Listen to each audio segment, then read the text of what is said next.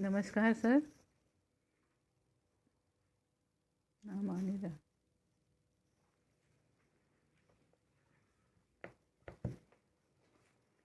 कुछ इंतज़ार कर लेते हैं अगर।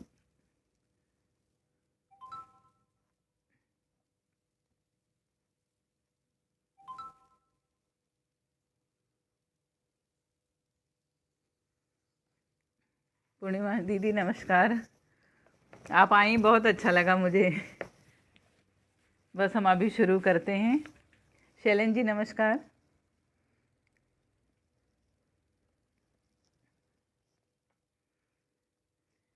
नीरव जी आ जाएं तो हम शुरू करते हैं, उनकी इजाज़त मिल जाए।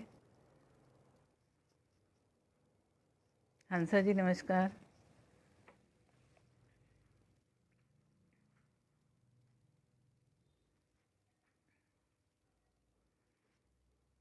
आयोजक महोदय अगर उपस्थित हो जाएं और इजाज़त दे दें तो हम अपना कार्यक्रम शुरू करें ताकि समय का सदुपयोग हो। निशा जी नमस्कार।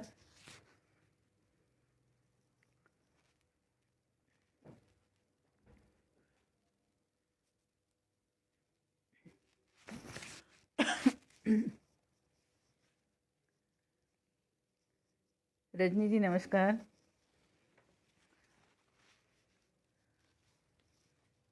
अगर नीरव जी आ गए हों तो इजाज़त दें हमें। आज उनकी शादी की वर्षगांठ है तो शायद कहीं व्यस्त हों। जी दीदी, मुझे बस इन्हीं चीज़ों से स्नेह है। यही मेरी संपत्ति है और यही मेरी पूंजी है ये। जी नमस्कार सर। इजाज़त है, कार्यक्रम शुरू करें।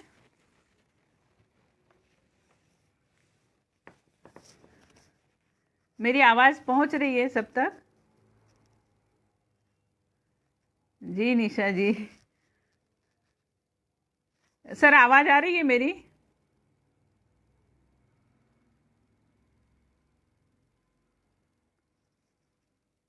मुझे संकेत दें कि मेरी आवाज़ अगर आ रही हो तो मैं कार्यक्रम शुरू करती हूँ। ये आवाज़ जा नहीं रही, शायद किसी का आ नहीं रहा मैसेज। आ रही है? सभी को उपस्थित आदरणीय सभी सम्मानीय जन को नमस्कार करती हूँ। और आज जैसा कि फेसबुक महोदय हमें सूचित करते रहते हैं समय समय से, तो उन्हीं की सूचना के आधार पर आज इस मंच प्रमुख आदरणीय सुभाष नीरव जी की विवाह की वर्षगांठ है। तो सर्वप्रथम हम उन्हें बहुत बहुत शुभकामनाएं देते हैं। और जैसा कि आप सभी जानते हैं कि ये मंच जो है वो कथा और कथाकार पर चर्चा के लिए जाना जाता है। जी, चर्चा के लिए जाना जाता है। और यहाँ पर समय समय पर बहुत समृद्ध साहित्यकारों से, कहानीकारों से हमारा परिचय हुआ है। इसी श्रृंखला में आज मैं पद्मश्री मेहरुनिसा परवेज जी की कहानी संग्रह इस समर उनका कहानी संग्रह है, इस पर चर्चा करूंगी, इसकी कहानियों पर चर्चा करूंगी और एक कहानी का पाठ करती हूँ। मेहरुनिसा परवेज जी के परिचय के लिए अगर मैं कहूँ कि ये आज से लगभग 40 वर्ष पहले का अगर हम इतिहास देखें तो महिलाओं के लिए कहानी लेखन या साहित्य के क्षेत्र में महिलाओं की उपस्थिति काफ़ी कम थी। और ऐसे समय पर अग्रणीय नामों में मेहरुनिसा परवेज जी का नाम आता है। और उनके अब तक 6 उपन्यास और 15 कहानी संग्रह प्रकाशित हो चुके हैं। अभी 2 कहानी संग्रह और शीघ्र ही प्रकाशित होने जा रहे हैं। उनकी कहानियों को जहाँ तक मैंने पढ़ा है, देखा है कि उनमें आंचलिक परिवेश उभर कर दिखाई देता है। जब मैंने उनसे इस बात, उनके शीर्षक अगर आप देखेंगे तो शीर्षक देख ही हमें आकर्षित करते हैं।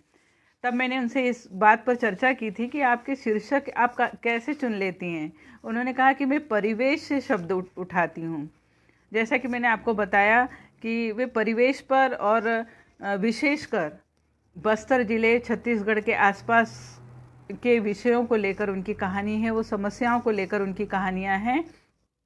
और शीर्षक भी वहीं से वे चुनती हैं। अलका जी नमस्कार, मधु मेहता जी नमस्कार। मैं सबसे पहले, चूँकि समय, मुझे लगता है कि हमें समय का सदुपयोग करना चाहिए, तो आज इस संग्रह में उनकी 6 कहानियाँ हैं और मैं एक कहानी का पाठ करूँगी और बाकी हम उन पर चर्चा करेंगे। तो मैंने चुनी है कहानी खेलावड़ी। अब आप शीर्षक ही देखिए उसका, खेलावड़ी। खेलावड़ी शीर्षक अभी मैं चाहती हूँ कि मैं उसका अर्थ न बताऊँ, आप कहानी पढ़ने के बाद ही उसको समझेंगे तो वो ज़्यादा रुचिकर लगेगा। तो हम शुरू करते हैं कहानी खेलावड़ी। हवेली के बड़े कमरे में भूमि पर ठाकुर साहब का पार्थिव शरीर उतार दिया गया था। गुलाब के फूलों से उनका शरीर ढका था। अगरबत्ती घी का दिया उनके सिरहाने जल रहा था। ठाकुर साहब का शीशम का पलंग जिस पर वह सोते थे खोल दिया गया। अब इसे 13वीं के दिन दान में दे दिया जाएगा। ठाकुर उमेर सिंह की पत्नी रूप कुंवर बाई का भाई ठाकुर भूपत सिंह खबर पाते ही सबसे पहले अपने परिवार को लेकर आ पहुंचा था। रूप कुंवर बाई अपने भाई की संतान को गोद लेना चाहती थी। ठाकुर उमेर सिंह जीते तक तो विरोध करते रहे, पर अब रूप कुंवर बाई चाहती है कि भाई का बेटा ही ठाकुर की चिता को अग्नि दे। हवा फैल गई। ठकुराइन अपने भाई की संतान को गोद ले रही है और वही अंतिम संस्कार करेगा। ठाकुर के अंतिम क्रिया की तैयारियां चल रही थी, वहीं ठकुराइन के बच्चे गोद लेने की प्रक्रिया की भी तैयारी चल रही थी। दोनों तरफ पंडितों का दल बट गया था। अलग अलग संस्कार के लिए अलग अलग विधि विधान की आवश्यकता थी। रूप कुंवर स्नान करके पूजा स्थल पर, जहां संतान गोद लेने की विधि विधान होने थे, पहुंचने की तैयारी करने लगी। बालक का सिर मुंडन करके 7 कुएं के पानी से स्नान करवाकर धोती और जनेऊ पहनाकर बैठा दिया गया था। संतान गोद लेने की प्रक्रिया तथा पूजा ठाकुर साहब के कुलगुरु पंडित द्वारकानाथ शास्त्री द्वारा होने वाली थी। शास्त्री जी की काया वृद्धावस्था के कारण जर्जर हो गई थी, किंतु ठकुराइन रूप कुंवर बाई के विशेष आग्रह पर उन्हें यह पूजा करवानी थी। हवेली के बाहर भीड़ बढ़ गई थी। सभी के चेहरे उत्सुकता, व्याकुलता और कौतूहल दिखा रहे थे। वैसे भी बड़े घरों की बातें जानने और सुनने का एकमात्र समय यही तो होता है, वरना बड़ी हवेलियों के रहस्य हमेशा रहस्य ही रह जाते हैं। गांव के सारे लोग दुखी थे कि ठाकुर उमेर सिंह निसंतान मरे। गांव के किसी घर में आज चूल्हा नहीं जला। बच्चों तक ने रोटी नहीं मांगी थी। सभी टकटकी लगाए हवेली में आने वालों को देख परख रहे थे। जनाना डेवरी में भीड़ जुटने लगी थी। ठाकुर उमेर सिंह के पार्थिव शरीर के पास से लोग उठकर भीतर हवेली में जुटने लगे। उनका प्रिय नौकर नाथू पंखा डुला डुला कर मक्खियां भगा रहा था। शव अंतिम संस्कार के लिए ले जाने को तैयार था। भीतर हवन की क्रिया शुरू हो रही थी। वातावरण में शुद्ध घी धूप की महक भर गई थी। तभी बाहर सड़क पर बैलगाड़ी आकर रुकी। उसमें से एक स्त्री एक बालक और एक बालक और व्यक्ति के साथ नीचे उतरी। स्त्री को देखकर यहाँ से वहाँ तक सनकारा सा खिंच गया। हैरानी आश्चर्य से सबके चेहरे खुले के खुले रह गए। सबकी उत्सुकता का केंद्र वह स्त्री थी। अरे, यह तो बाछड़ों की खिलावड़ी है, किसी ने दबी जुबान में कहा। खिलावड़ी? मगर यहाँ खिलावड़ी का क्या काम? क्यों आई है यहाँ? इसका नाम लालमणि है। क्यों आई है? चुप रहो, बस देखते रहो। स्त्री छनाकेदार श्रृंगार में थी। वह कदम उठाती थी तो उसके शरीर के गहने बज उठते थे और आसपास के लोगों की आंखें उस पर गड़ जाती थी।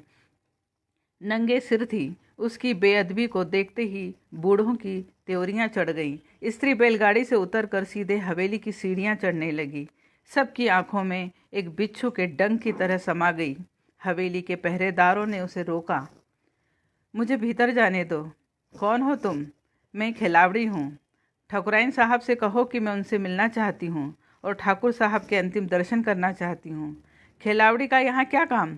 जानती हो, हवेली पर विपदा आन पड़ी है। मुझे ठकुराइन साहब से भेंट करनी है। यह बच्चा ठाकुर साहब का ही पुत्र है। ठाकुर साहब निसंतान नहीं थे। यह देखो, इस बच्चे की जन्मपत्री ठाकुर साहब ने बनवाई थी। सब अवाक रह गए, जैसे सामने भूत खड़ा हो। हवेली में जैसे आग लग गई। देखते ही देखते धू धू करके समाचार सारी हवेली में आग की तरह भड़क उठा। सारे लोग हक्का बक्का रह गए। बात ठकुराइन रूप कुंवर बाई के कानों में पहुंची। सुनकर जैसे दहल गई, शरीर जैसे जलकर काला पड़ गया। अचानक आकाश से बिजली गिर पड़ी। शास्त्री जी ने इशारे से बेटे को पास बुलाया। अरे, मैंने कहा था ना, ठाकुर साहब की कुंडली में एक संतान का योग था। आप उत्तेजित न हो, अब यह समय नहीं इस बात को कहने का। पुत्र ने शास्त्री जी को शांत रहने को कहा। परंतु हर्ज क्या है? यदि संतान है तो उसके हाथों ही अंतिम संस्कार किया जाए। आंधी तूफान से तो दूर दूर तक बीज झड़कर पहुंचता है पिताजी। इसका यह अर्थ नहीं कि उसे मान लिया जाए। ठकुराइन साहब प्राण त्याग देंगी, परंतु उसे पुत्र के रूप में स्वीकार नहीं करेंगी। आप चुप बने रहिए। ठाकुर भूपत सिंह ने लालमणि को भीतर बुलवा लिया।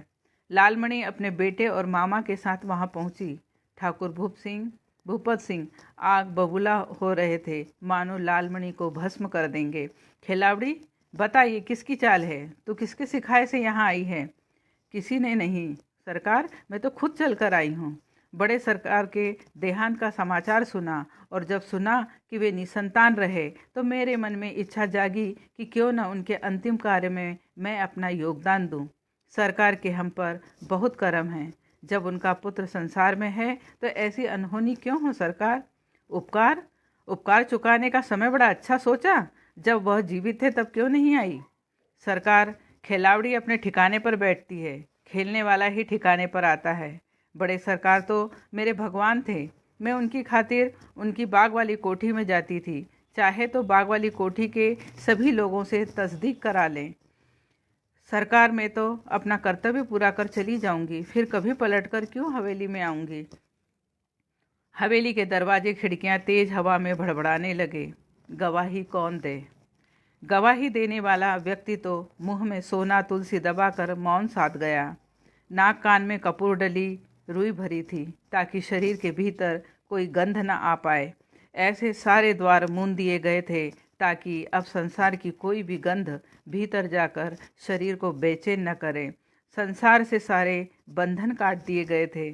शरीर सूनी खंडहर हवेली सा वीरान बेजान खाली पड़ा था। कितना बड़ा रहस्य आदमी मन में दबाकर चुपचाप चला गया। ठकुराइन रूप कुंवर ने 12 दरी से पत्थर की जाली से झांककर खिलावड़ी को देखा। खिलावड़ी अपने बेटे के साथ दीवार से चिपकी सहमी सी खड़ी थी। सुंदर गोल चेहरा, गोरी रंगत, बड़ी बड़ी आंखें, ठोड़ी पर बना गड्ढा चेहरे को सुंदर बना रहा था। ऊपर से होठों पर बाएं और तिल था। ठकुराइन समझ गई, अब इस औरत को ठाकुर का बहुत प्रेम मिला होगा। रूप कुंवर जब ब्याह कर आई थी तो पहली बार ठाकुर ने उन्हें देखकर कहा था, तुम्हारे होठों पर तिल होता तो तुम अधिक सुंदर लगती। ठाकुर के कहने पर वह कभी कभी काजल का तिल लगाने लगी थी। ठकुराइन ने आंख भरकर पत्थर की जाली से खिलावड़ी को देखा था। ठंडी सांस खींचकर सोचा, कैसे 2 टके की औरत ने 3 कदम से उसका वर्तमान, भूत और भविष्य सब कुछ नाप लिया। सारे अधिकार नाम कर लिए। ठाकुर का प्यार जीता। ठाकुर के बेटे की माँ बन गई और अब उसकी सारी संपत्ति, सामाजिक मर्यादा नापने आ गई। ठकुराइन की हमेशा सामने देखने वाली आंखें नीचे हो गई। ठाकुर घराने के पुत्र को जन्म देने का सौभाग्य मिला भी तो एक मामूली खिलावड़ी को। जाने तो किसका पाप ठाकुर के सिर मड़ रही है। छोटी जात के ठाकुर की बात होती तो भी विचार किया जा सकता था, पर बाछड़ों की एक खिलावड़ी ने ठाकुर की मिट्टी रोक रखी है। ठाकुर भूपत सिंह जोर जोर से डांट रहे थे। उनकी आवाज़ दूर तक सुनाई दे रही थी। नहीं सरकार, मैंने सरकार की मिट्टी नहीं रोकी। मैं और भी कुछ मांगने नहीं आई हूँ। बस मेरे बेटे को अंतिम संस्कार का अधिकार दे दीजिए। जी, नासिरा दीदी उपस्थित हैं। बहुत बहुत नमस्कार आपको। रेणुका जी नमस्कार। नहीं सरकार, मैंने सरकार की मिट्टी नहीं रोकी। मैं और भी कुछ मांगने नहीं आई। बस मेरे बेटे को अंतिम संस्कार का अधिकार दे दो। कितनी नीच औरत है, एक दूसरे ठाकुर दहाड़े। क्या हम लोगों को बेवकूफ़ समझती है? अंतिम संस्कार का अधिकार देने के बाद बचेगा क्या? लालमणि डर कर कांप उठी। ठाकुर को तो उसने शपथ दी थी कि वह जीवन भर इस भेद को नहीं खोलेगी, परंतु जब पता चला कि ठाकुर को निसंतान कहा जा रहा है तो उससे रहा नहीं गया और वह हवेली के द्वार तक आ पहुंची। लालमणि का बेटा हकबकाया था, हकबकाया सा कभी भव्य हवेली को, कभी जमा भीड़ को, कभी रोती माँ को, तो कभी दहाड़ते ठाकुर को देखता और सहमा सा विचार कर रहा था कि उसकी अपनी यहाँ क्या उपयोगिता है। हवेली के पुराने कर्मचारी नातेदार उस बालक को तक रहे थे। लग रहा था जैसे बड़े सरकार अपनी पुरानी अवस्था में यानी बाल्यकाल में खड़े हैं। हूबहू वही शक्ल ठाकुर से मिलती थी, वही ललाट, वही आँखें और वही नाक के पास मसा, वही नैन नक्श। ईश्वर ने जैसे उसी सांचे में दोबारा उसे डाल दिया था। इस बालक को किसी की आंख से छुपाया नहीं जा सकता। बंदूक ला और दन से गोली इसकी छाती पर उतार दो। जरा देखो तो उसकी हिम्मत, जाने किसका पाप यहाँ ठाकुर के सर मरने चली आई है। निकाल बाहर करो हरामजादी को। कुतिया की जात और सती सावित्री बनकर आ गई। ठाकुर के ससुर आते ही दहाड़े।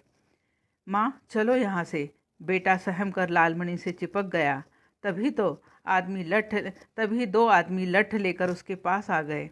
हट्टे कट्टे मुस्टंडों ने पास आकर लालमणि को नंगी आंखों से मुस्कुराकर देखा। तनिक हमें भी मजे लेने दो खिलावड़ी, एक ने भद्दे ढंग से कहा। लालमणि सहम कर जल्दी से मुड़ी और तेज तेज कदमों से बेटे का हाथ पकड़ बाहर आ गई। बाहर भीड़ बढ़ गई थी। किसी ने कुटिल मुस्कान फेंकी, किसी ने तने वाक्यों के बाण छोड़े, किसी ने क्रोध में कहा, देखो हिम्मत खिलावड़ी की, कैसे ठाकुर की मूछ का बाल तोड़ने आ गई है। अरे खिलावड़ी का नशा तो अफीम की तरह चढ़ता है और अफीम की तरह उतरता है, जरा हमें भी नशा करा दो। लालमणि जल्दी से बैलगाड़ी में बेटे को लेकर बैठ गई। मामा ने जल्दी से गाड़ी हाँक दी।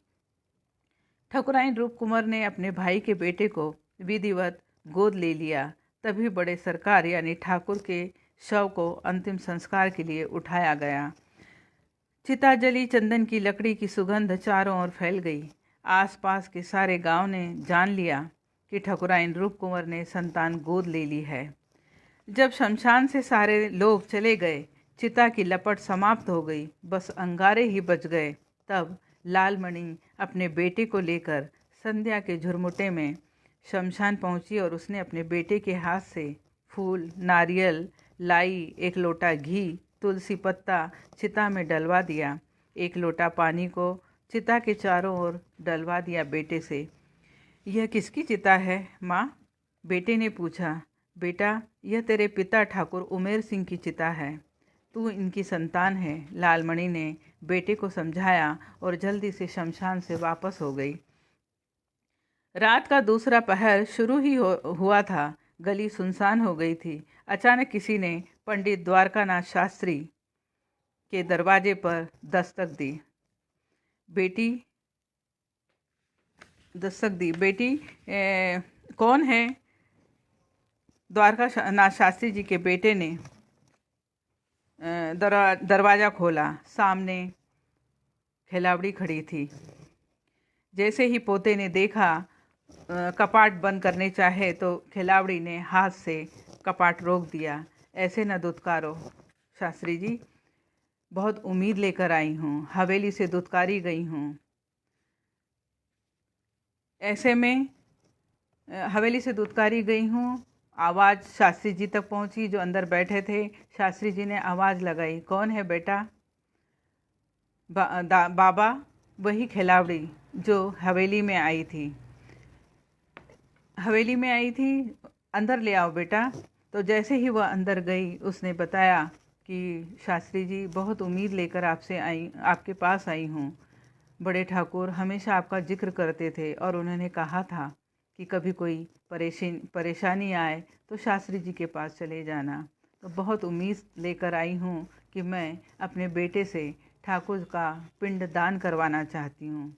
तब शास्त्री जी कहते हैं, बेटी, यदि तुम जानती हो कि यह पुत्र ठाकुर साहब से ही उत्पन्न है, तो तुम तीसरे दिन शमशान जाकर अस्थि फूल चुन लो और दूर नर्मदा नदी के तट पर जाकर खट्या बामन से खारी विसर्जन करवाकर पिंडदान अपने पुत्र से करवा दो। मैं अपने परिचित का नाम बता दूंगा। लालमणि धरती पर सिर टेक कर पुत्र और मामा मामी को लेकर घर से बाहर निकल पड़ी। बाहर घना अंधेरा था। लालमणि अंधेरे को घूरती याद करने लगी उस दिन को जब वह मामा के गांव लाई गई थी। जलती हुई लालटेन को देखकर वह समझ गई थी कि बाछड़ों का गांव आ गया। दरवाजे पर मामी खड़ी थी। मामा ने लालटेन को दरवाजे के सामने लटकते कांटे में टांक दिया। लालटेन का उजाला मामी पर पड़ा। रात के तीसरे पहर में ही इतना श्रृंगार, क्रीम पाउडर, लिपस्टिक, रूस से सजा चेहरा था। वह पहली बार मामी को देख रही थी। मामा ने बिन ब्याह के घर में औरत रखी थी, इसीलिए सब मामा से नाराज रहते थे।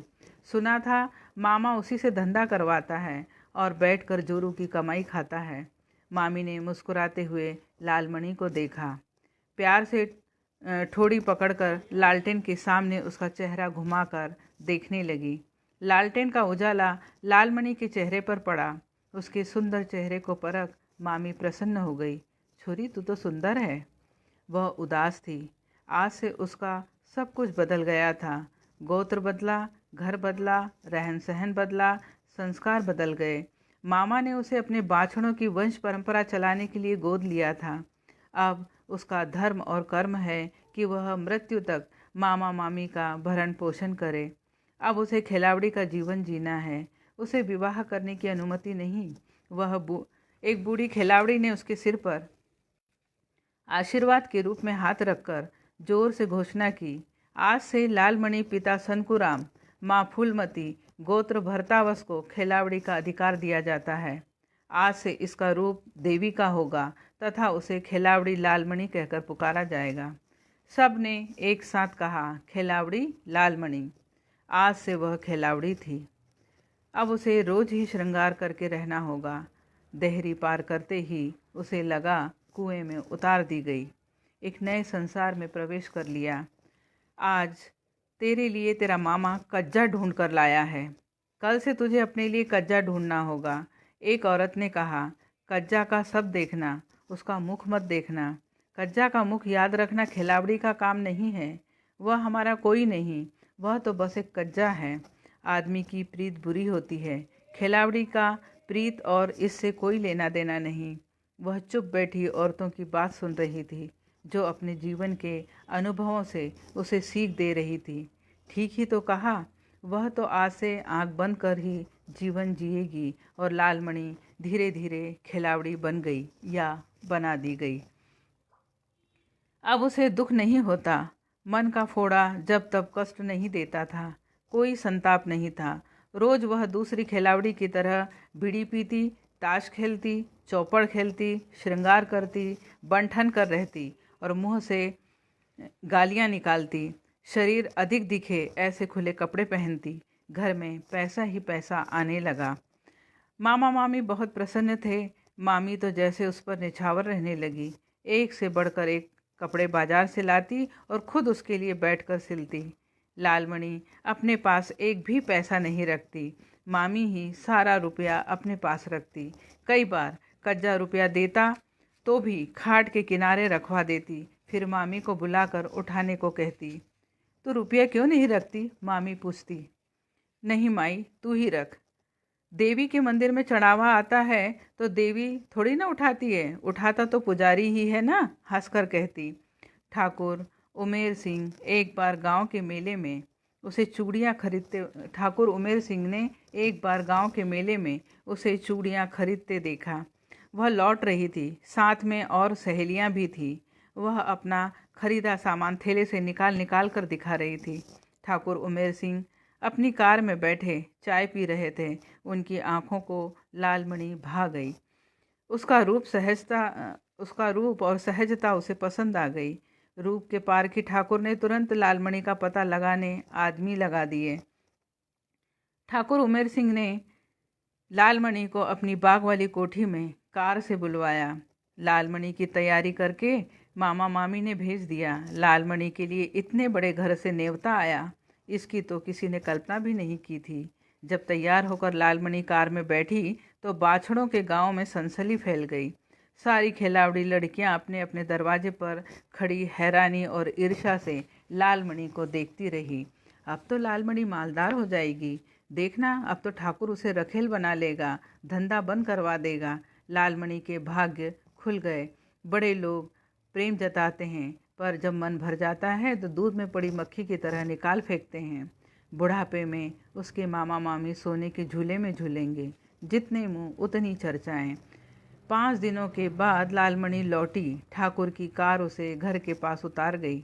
लालमणि लौटी तो उसके साथ ढेर सारे उपहार थे। मामा मामी जल्दी जल्दी उपहारों को भीतर ले जा रहे थे ताकि ज़्यादा लोग देख न सकें, परंतु किसी की नज़र से कुछ नहीं छुपता। लोगों ने तो एक एक उपहार अपनी आंखों से गिन लिए थे। मामी का मिट्टी का घर टूटकर नया घर बन गया, खेती की ज़मीन ले ली। लालमणि ने तो जैसे अब धंधा ही बंद कर दिया था। ठाकुर उमेर सिंह की पहली ब्याहता चेचक से मर गई। दूसरी ब्याहता थी, पर उससे अब ठाकुर की ज़्यादा बनती नहीं थी। दूसरे ठकुराइन के भी बच्चा नहीं था, पर जब वह जमींदारी संभालने में होशियार थी, सारा काम वही देखती थी। ठाकुर उमेर सिंह को कभी जमीन जायदाद में रुचि नहीं रही। उन्हें तो शिकार का शौक था। बाग वाली कोठी में दोस्तों की महफिल जमती थी, पर जब से बाग वाली कोठी में लालमणि का प्रवेश हुआ, महफिलें बंद कर दी गईं। अब तो बस वहाँ लालमणि और ठाकुर साहब रहते थे। लालमणि जब भी कोठी पर रहती, उसे लगता जैसे वह ठाकुर साहब की ब्याहता है। वैसे ही ठसके से रहती। कोठी के कर्मचारी उसको ठकुराइन सा ही मान सम्मान देते। अब तो वह महीनों वहाँ रहती थी। मामा आकर चक्कर लगा लेता था।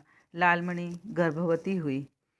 ठाकुर साहब की प्रसन्नता का ठिकाना न रहा, परंतु वह जानते थे कि इस बात की भनक ठाकुरों की बिरादरी में होते ही बवेला मच जाएगा। लालमणि की हत्या करवा देगी मजली ठकुराइन।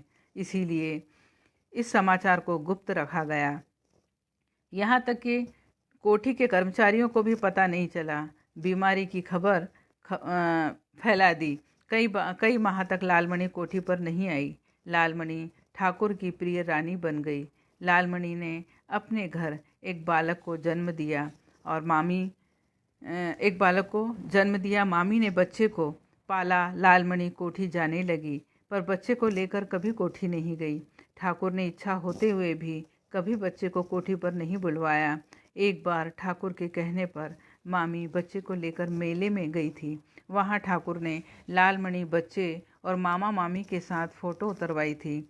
बच्चा मामी की गोद में था। ढेर सारा सामान ठाकुर ने बच्चे के लिए खरीदा था। ठाकुर उमेर सिंह के घर में बच्चे को गोद लेने पर विवाद तूल पकड़ता गया। मजली ठकुराइन अपने परिवार के बच्चे को गोद लेना चाहती थी और ठाकुर साहब अपने परिवार की संतान को गोद लेना चाहते थे। इस तकरार से ठाकुर बीमार रहने लगे और एक दिन उनकी मृत्यु हो गई। अपनी कथा याद करते करते लालमणि की आंखें भीग गई। तीसरे दिन जब ठाकुर बिरादरी शमशान गई तो देखकर सब हैरान रह गए कि अस्थि फूल की चोरी हो गई। कोई आकर सारे अस्थि फूल बीन कर ले गया। ठाकुरों के बीच सनसनी फैल गई। ठाकुर उमेर सिंह के भाई को लालमणि पर शंका हुई। ठाकुरों का काफिला शमशान से सीधे बाछड़ों के गांव पहुंचा, पर लालमणि के दरवाजे पर बड़ा सा ताला लगा था। सारा गांव इकट्ठा हो गया। सभी भयभीत हो गए। एक एक से पूछताछ भी हुई। धमकाया गया, पर लालमणि के बारे में किसी को जानकारी नहीं थी। सभी ने बताया कि वे लोग तो 3-4 दिन पहले ही कहीं चले गए। शमशान कौन गया था हमें नहीं पता सरकार। ठाकुरों के शमशान में हम बाछड़ा लोग कैसे पैर रख सकते हैं। भादों की सुबह थी। सारी रात पानी बरसकर थम गया था। आकाश साफ दिख रहा था। लालमणि बहुत दूर निकल आई थी। 3 दिन का रास्ता बैलगाड़ी से पार कर वे लोग शास्त्री जी के बताए पते पर नर्मदा के किनारे वाले एक गांव में पहुंच गए थे। मामा गांव से शास्त्री जी के बताए खट्या बामन को बुला लाया। लालमणि ने पूरे 1000 रुपये गिनकर खट्या बामन को दिए। खट्या बामन ने जल्दी से सारी तैयारी कर दी। नर्मदा के घाट पर खट्या बामन पहुंच गए। लालमणि बेटे और मामा मामी के साथ पहुंच गई। नर्मदा के वीरांशु ने तट पर खट्या बामन के जोर जोर से बोले शब्द गूंज रहे थे। एतत् ते अस्मत् पित्रे यथा नाम ठाकुर उमेर सिंह गोत्र रावत रूप ये च त्वां मात्रानु पित्रे ठाकुर गुलजार सिंह गोत्र रावत रूपायां पिंड स्वाधा नमस्तभ्यश्च। नर्मदा के तट पर श्लोक के बोले शब्द पक्षी की वाणी की तरह गूंज उठे। धन्यवाद। कैसी लगी आपको ये कहानी खिलावड़ी? बहुत बहुत धन्यवाद पूनम जी, रुचिका जी, वंदना जी,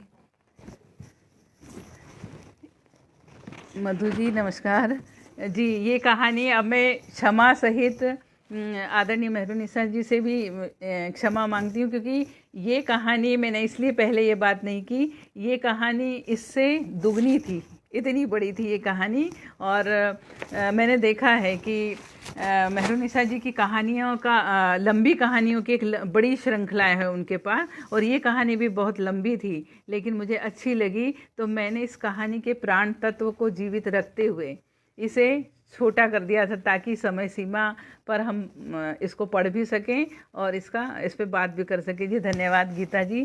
तो ये थी कहानी, और खिलावड़ी का मुझे लगता है कि अर्थ आपको समझ में आ गया होगा, बताने की आवश्यकता नहीं है। और ये एक बड़ी विडंबना है। हालांकि उनकी अधिकांश कहानियाँ जो मैंने देखी हैं, वो जैसे कि मेरी उनसे चर्चा भी होती रही है, तो वो बचपन से छत्तीसगढ़ एरिया में उनके पिता की पोस्टिंग रही है और वो उसी एरिया में बचपन से रही, तो उन्होंने वहाँ के वातावरण को बहुत करीब से देखा है।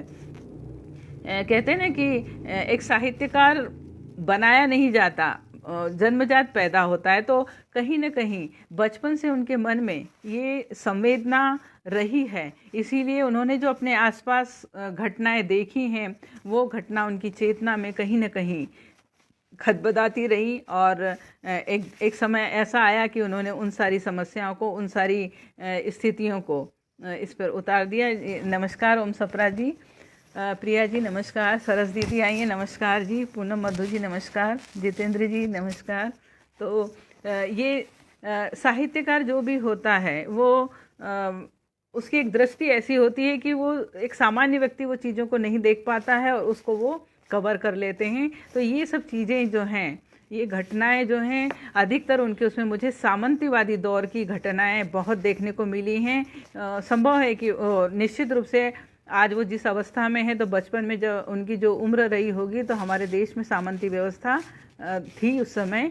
और सामंती व्यवस्था के जो कहना चाहिए कि जो एक पक्ष हमने देखा है उनकी तानाशाही का, वो हम लोग सभी जानते हैं। तो और इसके अलावा भी इस कहानी में मैं ये देखती हूँ कि जो खिलावड़ी है या खिलावड़ी के समाज की, ये खिलावड़ी को हम छोड़ भी दें, ये चूँकि आज हम उसको कॉल गर्ल और पता नहीं एक नए नए नाम से उसको पुकारते हैं, और खिलावड़ी भी उसी के अंतर्गत एक, चूँकि वो समाज हुआ करता था अलग से, आज तो हम पहचान भी नहीं सकते किसी को कि कौन इस व्यवसाय में लगा हुआ है।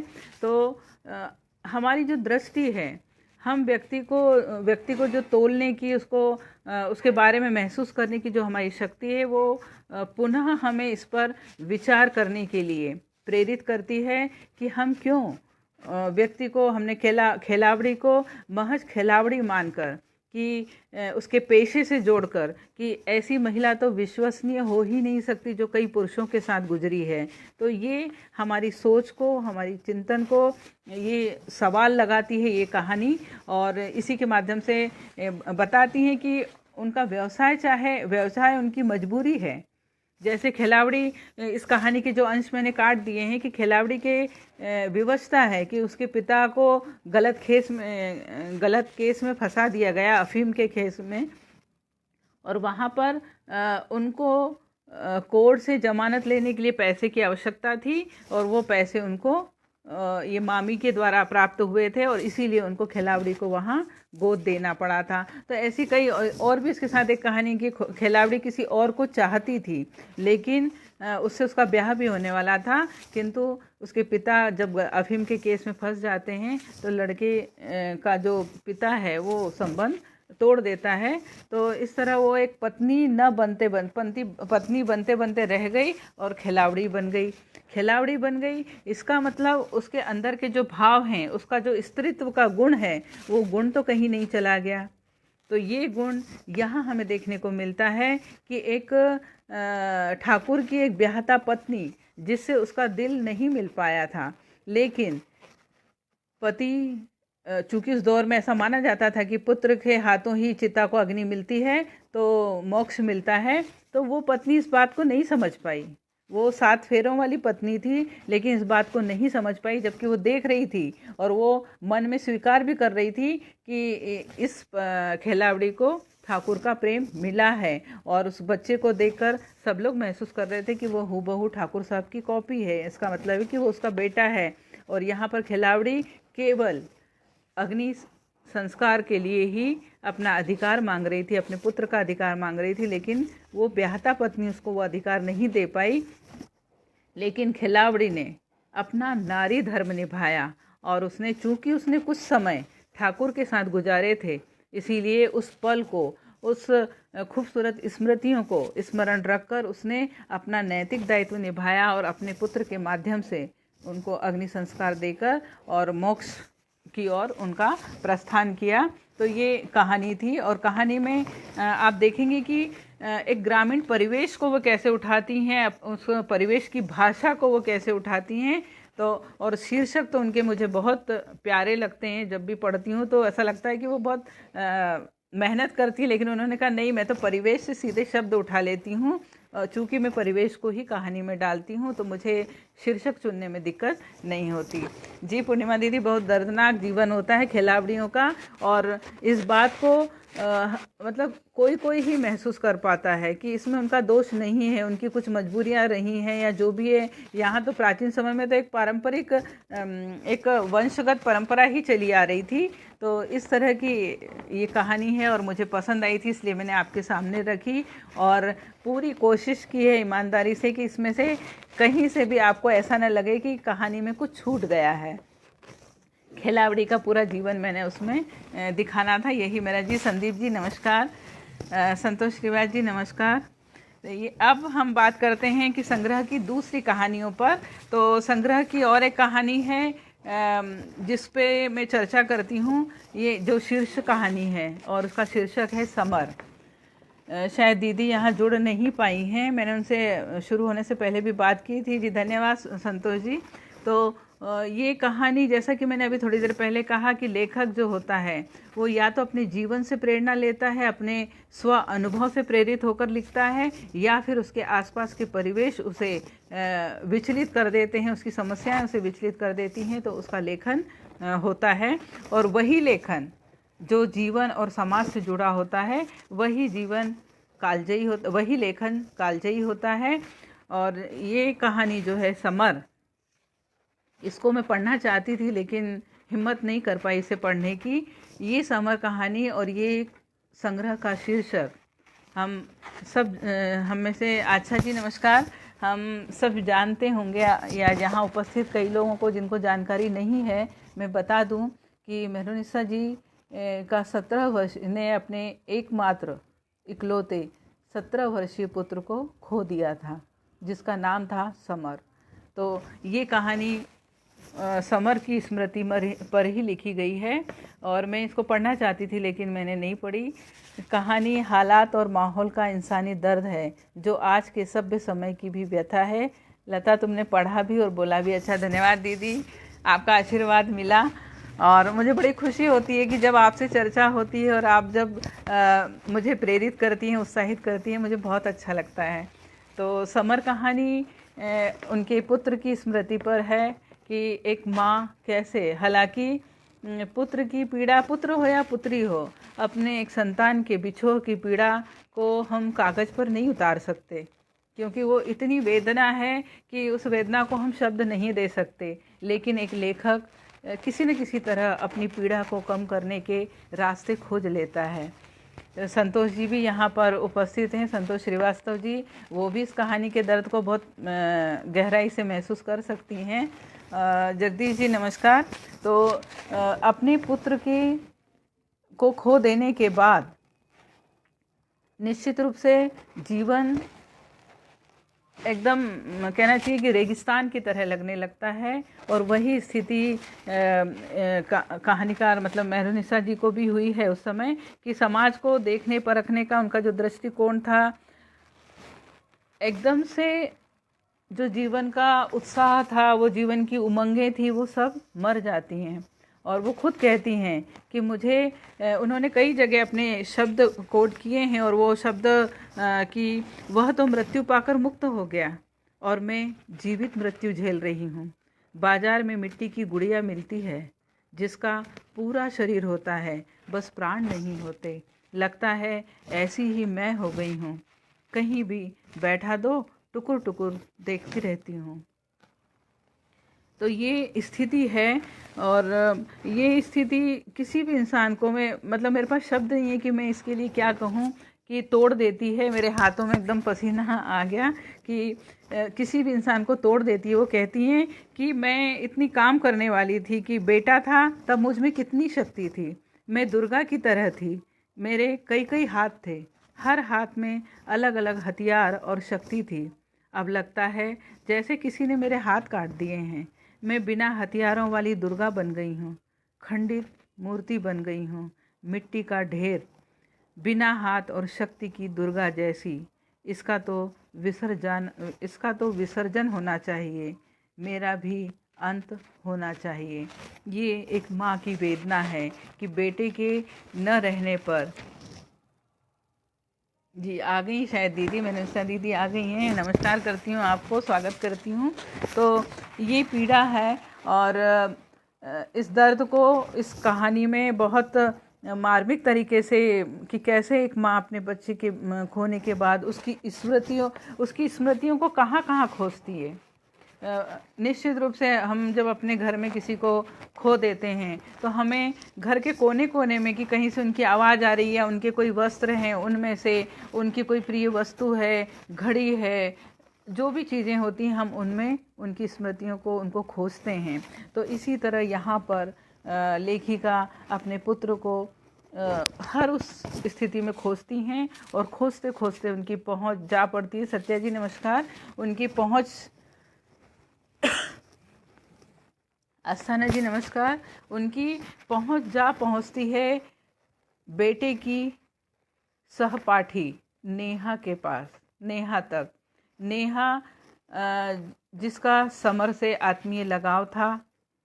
निश्चित रूप से जो लेखिका की कल्पना है, वो कल्पना है कि भविष्य में वो दोनों जीवन साथी बनते, हम सफ़र बनते। तो जब भी वो नेहा को देखती हैं तो उन्हें नेहा में अपने बेटे की ही छवि दिखाई देती है। नेहा की पीड़ा में अपनी पीड़ा को वो उन्हें अपनी पीड़ा कम लगने लगती है। क्यों कम लगने लगती है? और जब भी वो नेहा से बात करती हैं तो उन्हें लगता है नेहा, क्योंकि वो भी एक जीवन के पड़ाव पर जहाँ वो ठहर जाना चाह रही थी, वो पड़ाव उससे छिन गया। ऐसा लगा किसी ने उसे नीचे डाल दिया। तो उसका दर्द भी वही था। और यहाँ पर एक माँ जिसने अपने कहना चाहिए कि अपने जीवन के सबसे प्रिय पात्र को खो दिया है। तो वहाँ पर जब भी वो नेहा से मिलती है, नेहा भी एक ही शब्द कहती है। मैंने नेहा से पूछा कि नेहा, तुम्हें समर कभी सपने में दिखता है? हाँ आंटी, नेहा बोली और सिर नीचा कर लिया। उसकी आंखों से आंसू टपक पड़े। वह तो रोज़ सपने में दिखता है। मैंने आज ही सपने में देखा कि हमारी शादी हो रही है। उसने क्रीम रंग का सूट पहना है और मैं दुल्हन के लाल जोड़े में हूँ। आंटी, सब कहते हैं सवेरे का सपना सच होता है ना, मगर वह तो अब नहीं है। सपना कैसे सच होगा? तो ये कैसे सपना सच होगा, ये बड़ी पीड़ा है कि एक ऐसे हमने कई शहीदों की पत्नियों को भी देखा है। बीच में भी एक नाम मुझे याद नहीं आ रहा कि उनका भी विवाह होने वाला था और एकदम से वो शहीद हो गए। तो इस तरह की जो स्थितियां होती हैं, वो स्थितियों पर ये पूरी कहानी आधारित है। और इसके साथ इस कहानी का एक और बिंदु जो महत्वपूर्ण है, माँ का बेटे के प्रति दर्द, एक हमसफ़र को मतलब हमसफ़र बनते बनते एक साथी जो बीच में छूट गया है उसका दर्द। इसके अलावा इस कहानी में एक और बात जो लेखिका कह जाती हैं वो है कि मेरी एक दर्द और जो वो जिसमें वो नेहा को अपने समतुल्य आंकती हैं कि नेहा का और मेरा दर्द एक सा है। कैसा है, कैसे एक सा है? एक बात मैंने आपको अभी ये बताई। दूसरी बात है कि मेरी कुंवारी आंखों का वह सपना, वह प्यार भी ऐसे ही मरा था। वह दुनिया से चला गया था पर मेरी ज़िंदगी से कभी नहीं गया। वह मरकर भी हमेशा मेरे आसपास रहा। जब भी किसी ने प्रेम की, प्यार की बात छेड़ी तब मेरी आंखों के कोने में वह हमेशा आंसू बनकर उगा था। जो प्यार कभी पनप नहीं पाया वह सारी उम्र मेरी आंखों में स्थायी रूप से डेरा डाल गया था। ये था दूसरा बिंदु जिसमें वो नेहा को अपने समतुल्य मानती हैं कि नेहा और मेरा दर्द, नेहा मेरे वाले दर्द से गुजर रही है कि लेखिका के जीवन में भी पहले ऐसा हो चुका था कि कोई जीवन साथी बनते बनते और ये घटना घट गई थी। तो उन्होंने कहा कि ऐसे दृष्टि से मुझे ऐसा लगा जब भी वो नेहा को देखती, होता है ऐसा कि कहते हैं कि दर्द का रिश्ता बहुत मजबूत होता है। क्यों? क्योंकि वो भावनाओं से जुड़ा होता है, दिल से जुड़ा होता है। तो यहाँ पर जब भी वो नेहा को देखती तो उनके सामने नेहा की वो स्थितियाँ आ जाती जो कभी 16-17 साल की नेहा और कभी लेखिका जो 16-17 साल की रही होंगी कि वो उस दौर से गुजर चुकी हैं। इसलिए उस पर समय की कुछ परतें जम गई हैं। समय की परतें जम गई हैं तो वो दर्द कुछ कम हो गया है, मध्यम हो गया है। लेकिन आज नेहा वो पूरे उस दर्द को शिद्दत से जी रही है। इसलिए वो कहती हैं कि जब भी मैं नेहा को देखती हूँ तो मुझे ऐसा लगता है कि मेरे जीवन का समर समाप्त हो चुका है। अब नेहा के जीवन का समर शुरू हो रहा है। अपने जीवन के समर को मैं नेहा की आंखों में पुनः जीवित होते देख रही थी। तो ये उनका दर्द है और ये कहानी है समर, जो बहुत करीब, जीवन के बहुत बहुत करीब है ये कहानी। और निश्चित रूप से वो पाठकों को बहुत मोहती है। और पाठकों को नमस्कार आदरणीय राजभोरे जी। जी बिल्कुल सही कह रहे हैं आप कि मेरुनिशा जी हमारे समय की बड़ी कथाकार हैं और उनका अपना एक मुकाम था और निश्चित रूप से वो पद्मश्री हैं। अजय जी नमस्कार। इसके बाद आती है दूसरी कहानी है जगार। अब आप शीर्षक देखिए कि जगार कहानी, जगार शब्द अपने आप वो ऐसे ही छत्तीसगढ़ एरिया से वो शब्द लेकर आती हैं। जगार, जहाँ तक मैं समझ पाई हूँ, जगार यानी जागना। कैसे जागना? हम भोर होने पर भी जागते हैं और हम कुछ परिस्थितियों को, जिनको हम कई सालों से, लंबे अरसे से हम उस परिस्थितियों को झेल रहे हैं और अज्ञानतावश समझ लीजिए कि उन अत्याचारों को सह रहे हैं, लेकिन हम अचानक जाग जाते हैं, हमारी चेतना जाग जाती है, हमें अपने अस्तित्व का ज्ञान हो जाता है और हम तभी हम उन स्थितियों से मुक्ति पा सकते हैं। तो ये है जगार कहानी। निश्चित रूप से ये कहानी भी सामंती दौर की कथा है और कथा में लेखिका ने एक सूत्रधार लिया है शंकर की अपनी कहानी है कि शंकर जो गांव का एक युवा था और मैट्रिक के करीब पढ़ा हुआ था, लेकिन जैसे कि पुराने समय में गांव में माता पिताओं की रुचि होती थी कि हमारा बच्चा हमारे पास रहे।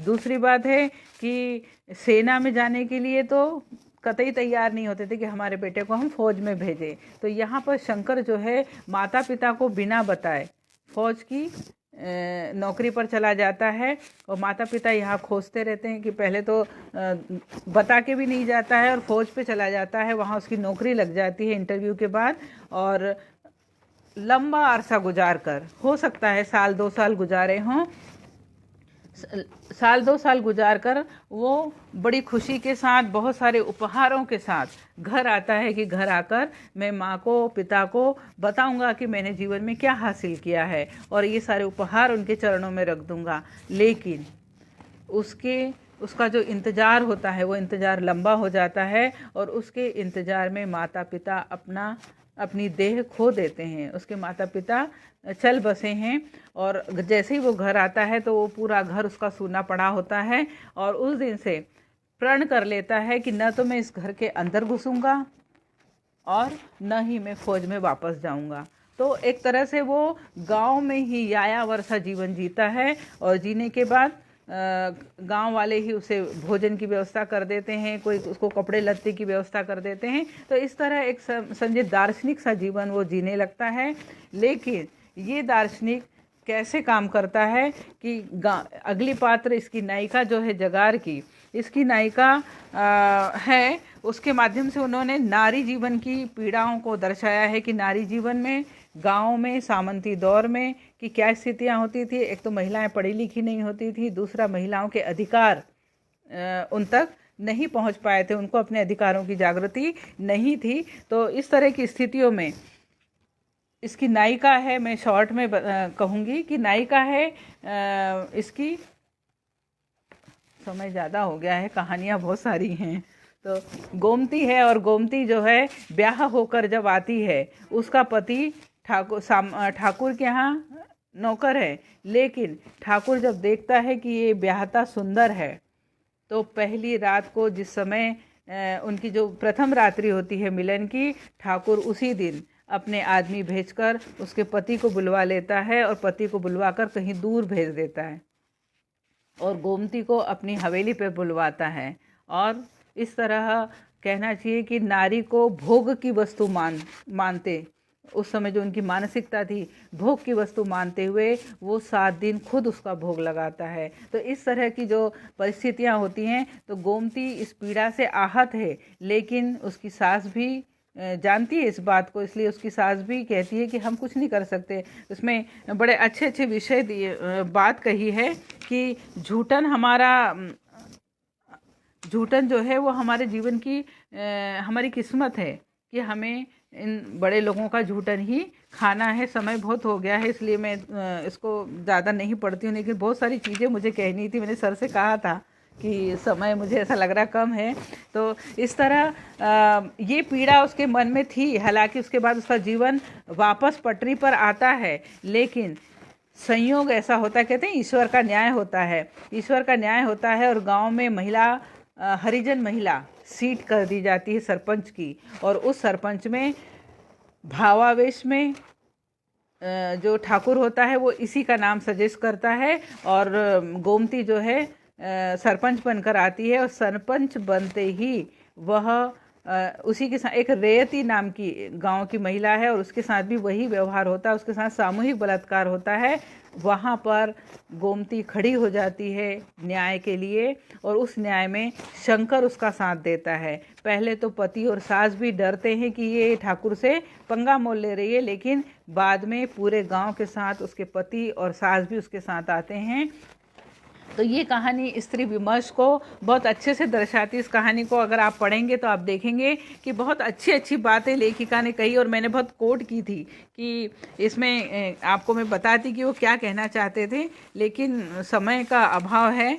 तो इस तरह की कहानी है और नारी जीवन को संघर्ष को, सबसे बड़ी बात है कि नारी जीवन के संघर्ष को बताते हुए वे अंत सकारात्मक करती हैं और जो नारी अबला के रूप में दिखाई देती है उस नारी को वे अंत में जाकर सबला साबित करती हैं कि गोमती कैसे अपने निर्णय पर अडिग रहती है और रेवती के लिए न्याय मांगती है।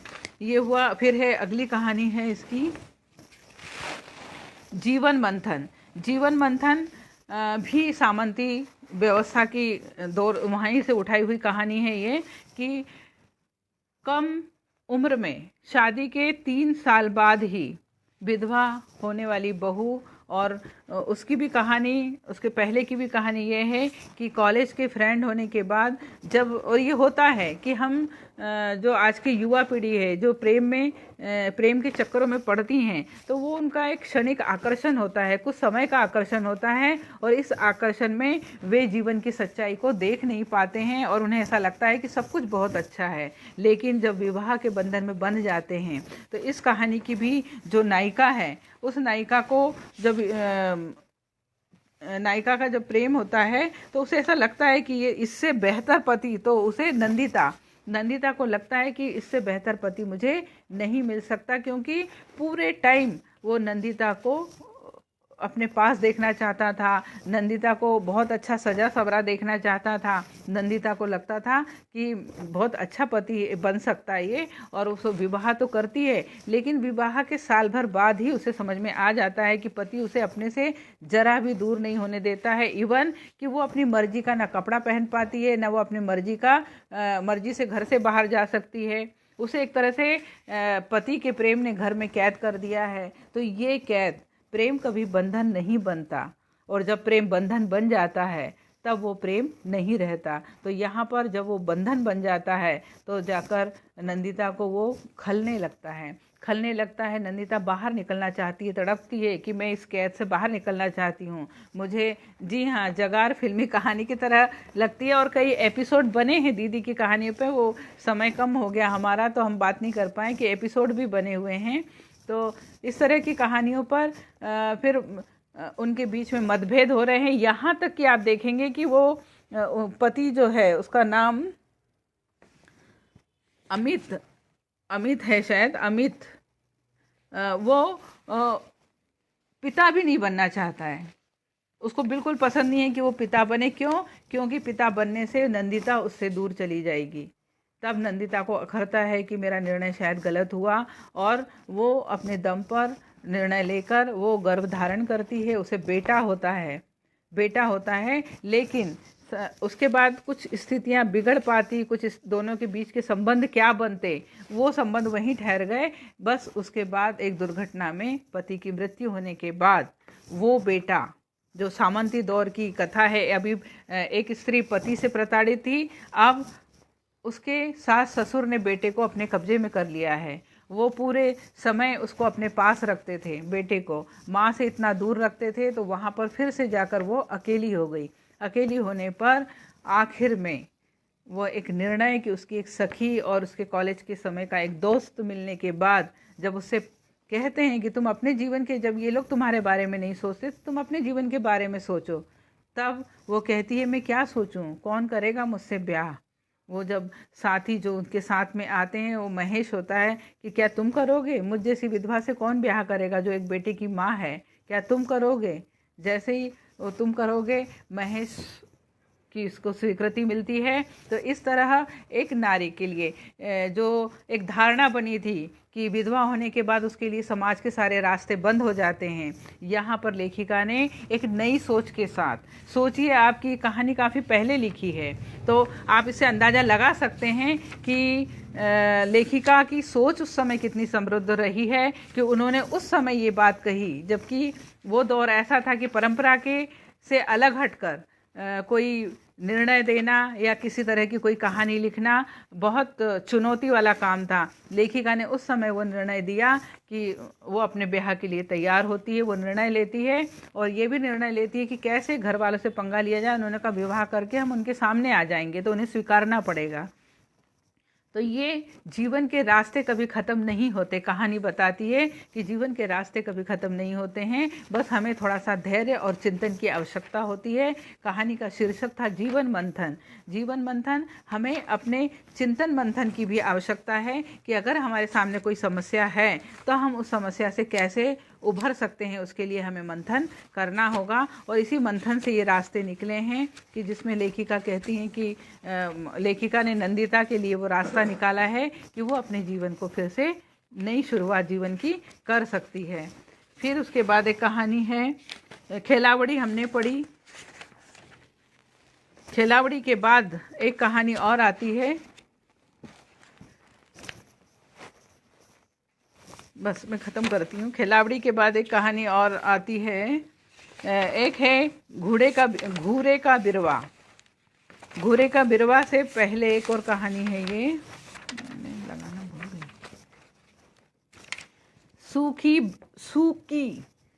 सूकी बैड़ी। अब आप नाम देखिए कितना अच्छा लग रहा है, सूकी बैड़ी।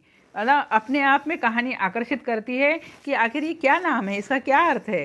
तो कहानी अपने आप, कहते हैं ना कि जो शीर्षक होता है वो किसी भी रचना का मुख्य द्वार होता है। वो द्वार जितना आकर्षक होगा, पथिक उस आकर्षण में प्रवेश कर ही जाएगा। तो यहाँ पर मेहरुनिसा सर जी की कहानियों के शीर्षक इतने आकर्षित हैं कि वो अपने आप पाठक को खींच लेते हैं। तो सूखी बैड़ी, सूखी बैड़ी, सूखी का अर्थ सूखी, चूँकि देश शब्द है इसलिए सूखी को सूखी कहा।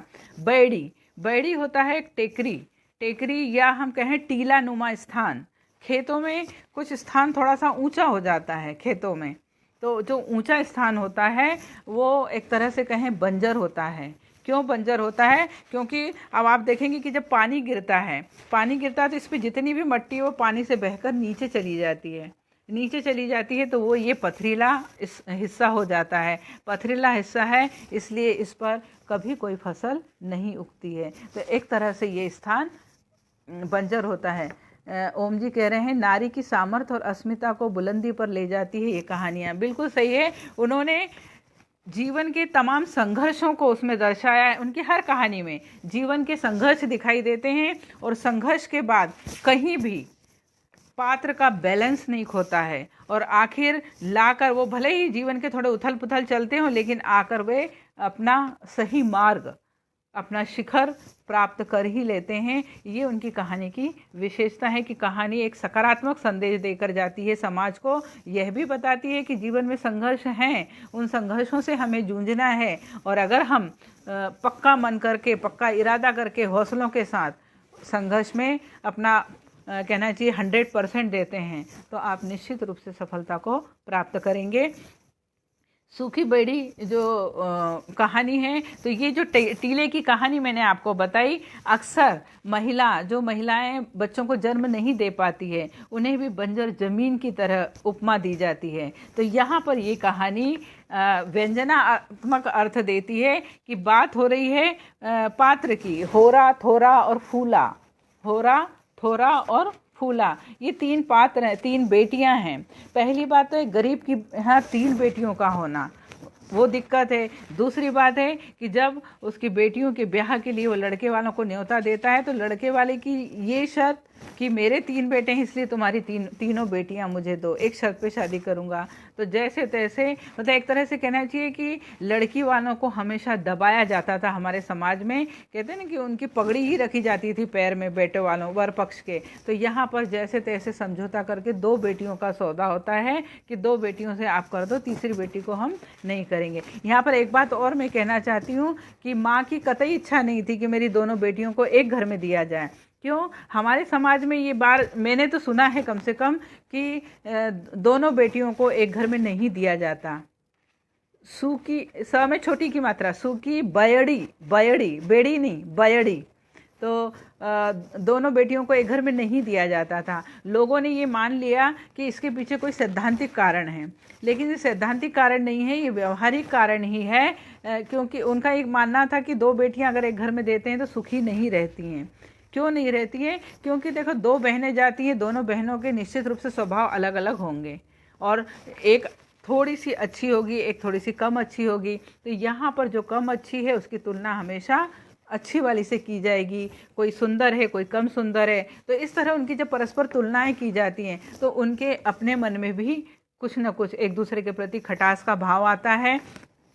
किंतु इस कहानी का ये सकारात्मक पहलू है कि जब थोरी और होरी छोटी है, थोरी बड़ी है, और थोरी सांवले रंगत की है और होरी जो है उजली रंगत की है। जब वो एक घर में ब्याह होकर जाती है तो पहली ही रात को थोरी के पति के मुंह से ये शब्द निकलते हैं कि तेरी बहन ज़्यादा सुंदर है। तो अब आप सोचिए कि दिमाग पर कितनी बड़ी चोट देता है। और बात यहीं ख़त्म नहीं होती है। दुर्भाग्य थोरा का कि होरा एक बेटे की माँ बन जाती है लेकिन थोरा को कोई संतान नहीं होती है। ऐसे में फिर से उसका पति एक रास्ता अपनाता है कि तेरी बहन एक बार मुझे दे दे और उससे मैं अपना एक बेटा कर लूँ। वो समझौता दोनों बहनें मिलकर उसका विरोध करती हैं। यहाँ पर उनकी शक्ति बताइए कि दोनों बहनें उसका विरोध करती हैं। बड़ी बहन परछाई की तरह छोटी बहन का हमेशा ध्यान रखती है कि कहीं इसके साथ कुछ गलत न हो। तो परिणाम स्वरूप पति जो भगोरिया मेला एक प्रथा है उनके यहाँ कि मेले में जाना और किसी भी लड़की को हाथ पकड़ के ले आना, तो वो जीवन साथी बन के घर में रह जाती है, फेरे वेरे की आवश्यकता नहीं होती। तो इस तरह भगोरिया मेले से पति एक लड़की को ले आता है।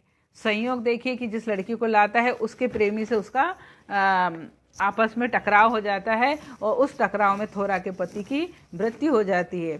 थोरा वापस वैधव्य को प्राप्त कर लेती है। लेकिन पूरी कहानी में दोनों बहनें आरंभ से लेकर अंत तक एक दूसरे के साथ रही। उन पे कोई फर्क नहीं पड़ा कि कोई उनकी तुलना कर रहा है, कोई किसी को नीचा दिखा रहा है। ऐसे में जो सौत बनकर आती है मोहिनी, वो मोहिनी आरंभ में बिल्कुल सौत के रूप में आती है, बिल्कुल झनझनाती हुई और श्रृंगार के साथ, क्योंकि उसे लगता है कि मुझे तो ये पति लेकर आया है तो मैं तो अब इस घर पर राज करूंगी, और वो थोरा को भी दबाने के लिए सोचती है। लेकिन जब उसके पहले प्रेमी के साथ मुठभेड़ में जब उसका पति मारा जाता है तो पुलिस आती है घर पर, और पुलिस आने के बाद जब मोहिनी को पकड़ती है और मोहिनी से जवाब सवाल करती है, तो ऐसे में थोरा उसे बचाती है, कहती है नहीं नहीं ये मेरे गांव की लड़की है, इसका कोई दोष नहीं है। और फिर बाद में थोरा को कहती है तुम यहाँ से चली जाओ, नहीं तो तुम्हें पुलिस बहुत परेशान करेगी, तुम्हारा यहाँ कुछ भी नहीं है। ऐसे में मोहिनी के मन में जो सौत का भाव होता है वो पूरा मिट जाता है। जो एक नारी की, जो कहना चाहिए कि प्रेमचंद की कहानियों में हम देखते हैं नारी के जीवन के उच्च आदर्श, उच्च भाव, वो हमें दिखते हैं कि थोरा कैसे उस सौतन को बचाती है, उसकी रक्षा करती है। तो ऐसे में सौतन के मन में भी वो अपने लिए जगह बना लेती है। मोहिनी उसके पैर छूकर उसकी ऋणी होकर जाती है। तो ये कहानी एक टकराव की स्थिति, टकराहट की स्थिति से गुजरती है, लेकिन अंत में जाकर प्रेम के धरातल पर आकर इसका समापन होता है। ये कहानी है। और अंत में एक छोटी सी कहानी है, घूरे का बिरवा। घूरे का बिरवा भोपाल की स्थितियां जो हैं, मैं इसके कुछ अंश और पढ़ना चाहती थी, सबके नहीं पढ़ पाई हूँ क्योंकि समय कम है। तो घूरे का बिरवा, ये भी एक शीर्षक आप देखेंगे कि हम कहते हैं, हमारी कहावत है कि घूरे के दिन बदलते हैं, घूरा घूड़ा। तो यहाँ पर देश शब्द है, इसलिए घूरे का बिरवा यानी पौधा। ये कहानी है एक ऐसे बच्चे की, एक ऐसे समझ लीजिए कि वो न युवा है न बच्चा है, बीच का है। ऐसा बच्चा है कि जिसके यहाँ से दोनों हाथ नहीं है और नीचे से दोनों पैर नहीं, केवल भगवान ने उसको इतना बनाया है। तो जब लेखिका ये भोपाल के क्षेत्र से ये कहानी उठाई है, और लेखिका जब अपने भोपाल के घर में आती हैं, नई नई आती हैं ट्रांसफ़र होके, तब उन्हें अपनी खिड़की से, जो पीछे बाहर झोपड़पट्टियाँ होती थी, उन झोपड़पट्टियों से हमेशा किसी को कोसने की आवाज़ आती थी, किसी महिला के कोसने की आवाज़ आती थी। तो एक दिन उनका जो, वही बात है कि उनका जो नारी मन है, उनका जो संवेदनात्मक मन है, उनका जो साहित्यकार मन है, वो मन उन्हें वहाँ खींच कर ले जाता है। और जब वो जाकर वहाँ देखती हैं तो उन्हें वहाँ पर वो बालक घर में पड़ा हुआ दिखता है, घर में बैठा हुआ दिखता है वो। और उस बालक को जब वो देखती हैं तो लगता है कि माँ, मतलब उसकी माँ उसको कोसती है, क्योंकि भोपाल गैस त्रासदी से भी इस कहानी को जोड़ा गया है कि भोपाल गैस त्रासदी में उसका पिता किसनवा जो है पात्र, उसका पिता जो बैंड बजाता था, उसकी मृत्यु गैस त्रासदी में हो जाती है। तो बची माँ अकेली, और माँ के पास आय का कोई साधन नहीं है। वो बच्चों की चक्रियाँ बनाकर, गुब्बारे बनाकर बेचती है, और उससे उतनी आमदनी नहीं हो पाती। और ये बच्चा जो ग्रो कर रहा है तो निश्चित रूप से उसको समय समय से भूख लगती है। उसकी भूख उसकी माँ की चिंता का कारण है। तो उसकी माँ इसलिए उसको कोसती है। वो जब भी खाना मांगता है तो खाना न होने पर उसकी माँ उसको कोसती है। तो ये दर्द जब लेखिका देखती हैं तो उन्हें सहन नहीं होता, और फिर वो उसकी माँ को ये राह सुझाती हैं। माँ को ये कहना चाहिए एक सुधारवादी कहानी है ये, समस्या का निदान उसमें खोजती हैं। वो बताती हैं कि चूँकि अनपढ़ है वो महिला, उसे देंगे जानकारी अधिकारों की। आज भी हमारे देश में कई लोगों को अपने अधिकारों की जानकारी नहीं है। तो वो महिला को बताती हैं कि गैस त्रासदी का आपको मुआवजा मिलेगा, और आप उस मुआवजे को के लिए अप्लाई करें। तो बड़े डरते सहमते वो महिला उनके कहने से उस रास्ते को अपनाती है। और यहाँ पर लेखिका उन्हें ये भी राय देती है कि आप किसनवा को ज़रूर साथ में लेके जाइए, क्योंकि वो किसनवा, कभी कभी क्या होता है कि कुछ स्थितियां हमारे सामने ऐसी आती हैं कि पत्थर के दिल भी पिघल जाते हैं। तो उन्होंने कहा कि आप किसनवा को साथ में लेकर जाइए। जब वो किसनवा को साथ में लेकर जाती है तो वहाँ का अधिकारी उनको उनकी जो मुआवजा था वो माफ़ कर देता है, मुआवजा पास कर देता है और उनको 10,000 रुपये का मुआवजा मिलता है। उस 10,000 रुपये से माँ छोटी सी दुकान खरीद लेती है, उसके रोज़गार में स्थायित्व आ जाता है, उसकी इनकम बढ़ जाती है। इनकम बढ़ जाती है। जो किसनवा, जो घूरे का बिरवा था, जो घूड़े पे उगा हुआ पौधा था, जिसकी कोई कदर नहीं थी, इसीलिए वो लतिया रहा था, इसीलिए वह जुतिया रहा था, उसको गालियाँ मिल रही थी, उसको कोस रही थी माँ, आज वही बिरवा काम का साबित होता है कि उस बिरवे के कारण उसकी माँ को मुआवजा मिलता है और भविष्य में और भी मुआवजा मिलने की संभावना बनती है। तो खुश है किसनवा। लेखिका का बहुत धन्यवाद अदा करता है कि आपने मेरी माँ को बहुत अच्छा रास्ता सुझाया और अब मेरी माँ मुझसे बड़ी खुश रहती है। तो ये कहानी थी घूरे का बिरवा। इन तमाम कहानियों में आप देखेंगे कि उन्होंने देशज भाषाओं का बहुत अच्छे से प्रयोग किया है और स्त्री मन की तो समझ लो, मैं कहूँगी कि वे कुशल चितेरी हैं कि उन्होंने नारी मन को इतनी बारीकी से उकेरा है, उनकी पीड़ाओं को, उनके दर्द को, उनके अंतर्द्वंद को। जैसे जब थोरा को पता चलता है कि उसके पति की बुरी नीयत है उसकी छोटी बहन होरा पर, तो कैसे वो पल पल जीती है कि कहीं मेरी बहन, मतलब परछाई बनकर बहन की रहती है कि कहीं मेरी बहन के साथ वो कुछ गलत न कर दे, और बहन को आश्वासन देती है कि तू चिंता मत कर, मैं तेरे साथ हूँ, मैं तेरी परछाई बनकर तुझे कुछ गलत नहीं होने दूंगी। लेकिन भीतर ही भीतर उसको भी लगता है कि मैं कैसे इस पति से अपना मतलब संघर्ष बनाए रख सकती हूँ। इसी तरह मन के भीतर की मिट्टी, स्त्री मन के लिए वो कहती कि मन के भीतर की मिट्टी में दहकती आग को उसने खींचकर धीमा किया, विचारों की हंडियों में खदबदाती कड़ी पर ढक्कन धर दिया ताकि भीतर की गंध बाहर न जाए। ये बात होती है, ये बात कही है गोमती के लिए कि जब विवाह के बाद पति का जो अधिकार है वो ठाकुर ने लिया 7 दिन, तो तब वो राज उसने कैसे पति से छुपाया कि वो खदबदाती कड़ी भीतर ही भीतर, जैसे कि एक कड़ी खदबदाती है उस पर ढक्कन रख दो तो कैसे वो अंदर ही अंदर हलचल करती है, वैसी ही अंदर उसके हलचल मच रही थी। लेकिन पति को उसने आखिर तक ये बात नहीं बताई कि वो झूठा चुकी है ठाकुर के माध्यम से।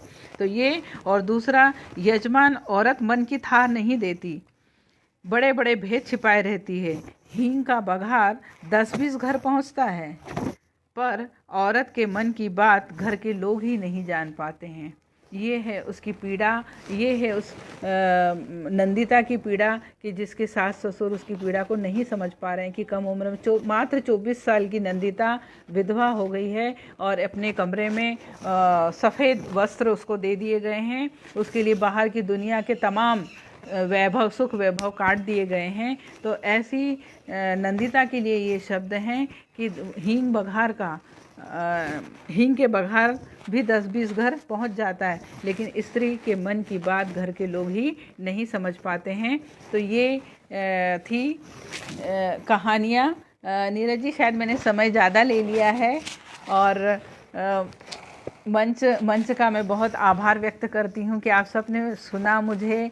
विशेष रूप से नासिरा दीदी, मेहरुनिसा दीदी, आप सबका हार्दिक आभार कि आपने इस मंच पर आकर मंच की गरिमा बढ़ाई। मेरे सभी साहित्यिक मित्रों का मैं बहुत बहुत आभार व्यक्त करती हूँ कि आपने मेरी बात को सुना, सराहा, और आपकी जो प्रतिक्रियाएं हैं, ये प्रतिक्रियाएं मुझे भविष्य में प्रेरणा देती रहेंगी कि मुझे अपने लिए इन विचारों को और स्पष्ट करना है। ओम जी कह रहे हैं कि लेखक को सुधारक बनकर और दुखी पात्र को मार्ग सुझाने का प्रयास और प्रतीक भी अच्छा है। जी, ये प्रेमचंद की कहानियों में भी मैंने देखा है कि प्रेमचंद जी समस्याओं को उठाते थे और उसका समापन वो निदान के साथ करते थे। तो शायद इसीलिए वो उनकी कहानियाँ कालजयी कहानी हैं और वे सम्राट कहलाते हैं।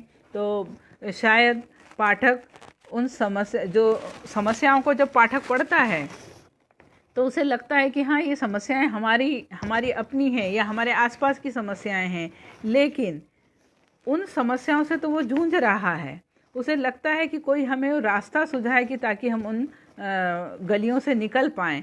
और अगर लेखक उसमें वहाँ किंचित हल्की सी भी रेखा, अगर हल्की सी भी एक दिशा इंगित कर देता है, तो वो कहानियाँ मैं समझती हूँ कि ज़्यादा फलदायी होती है, ज़्यादा एक कहना चाहिए समाज के लिए बहुत सुधार का काम करती है। और लेखनी की ताकत से किसी को इनकार नहीं है। तो बताएं आदरणीय नीरव जी, समय बहुत ज़्यादा हो गया है जी। अच्छा दीदी, कोई बात नहीं, आप बाद में सुन लीजिएगा। पवित्रा दीदी नमस्कार, बादवानी जी नमस्कार, राम प्रसाद जी नमस्कार, पूनम जी।